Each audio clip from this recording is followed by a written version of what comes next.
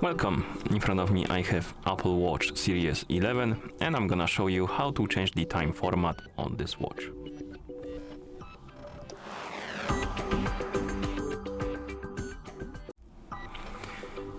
To change the time format on our watch, we need to open the watch application on the iPhone that is paired with our watch. In the app we need to find the clock application right here and then tap on it.